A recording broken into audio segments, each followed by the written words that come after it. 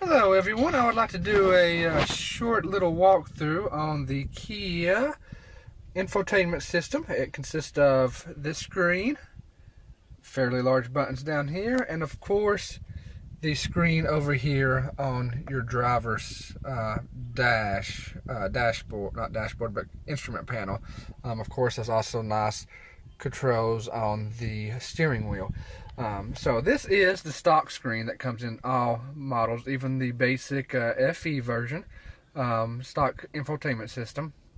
One thing I'd like to note about this infotainment system is it does not include any navigation. If I can click here on apps, I can show you there's no navigation in here. But it does include Android Auto right there. It's disconnected because it does have to be connected via cable, and I'm using my phone right now to record.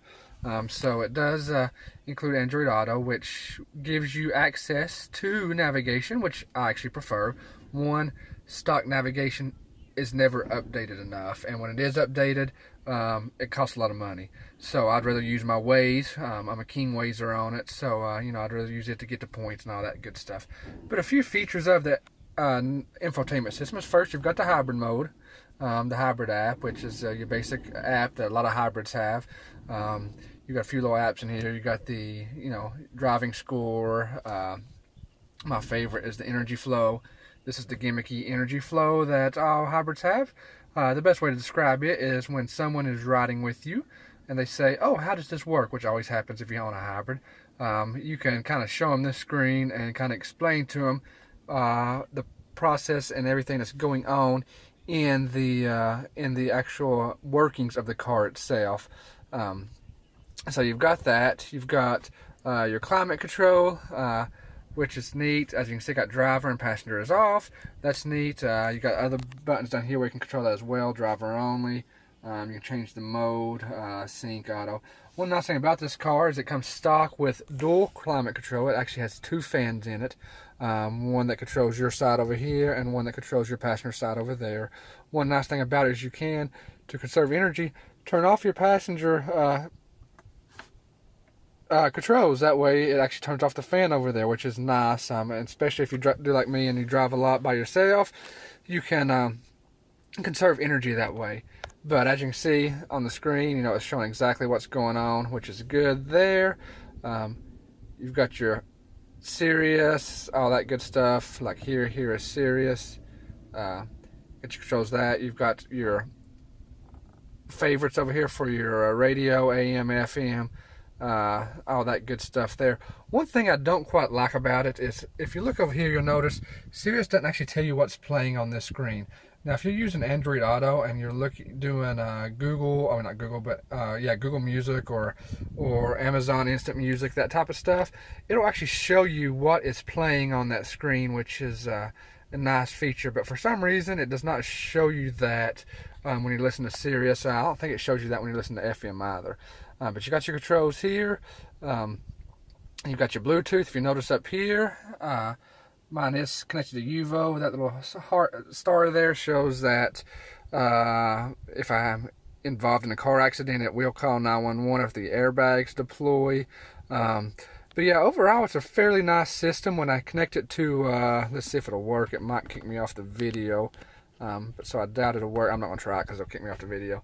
But when you connect your phone to this USB cable here, Android Auto will pop up there and I can control it. You've got setup, you got your UVO settings, your home screen settings.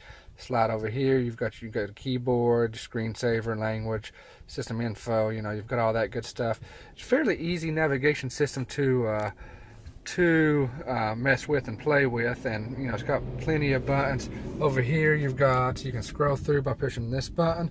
You can scroll through your different features over here, maintenance, tire pressure, service, that type of stuff, user settings, car settings, so all that good stuff. You've got a driving, aggressive, normal, economical, energy flow for the driver. So yeah, overall, it's a fairly good little system, especially for a stock system. If you buy the higher end versions or you upgrade your system, you'll get, 8-inch screen versus a 7-inch screen. You can see there's the 8-inch screen essentially fills up this entire area, versus this 7-inch screen's got a frame around it. But if you upgrade, you'll get better, a more advanced system with a bigger screen. It's got built-in navigation. But again, like I said, I like the Android Auto versus the stock navigation anyway, because like I said, it's free. You don't have to pay for updates and all that good stuff. One thing I would like to mention is to use Android Auto or Apple CarPlay, you do have to plug it in, like I said, through the USB port here.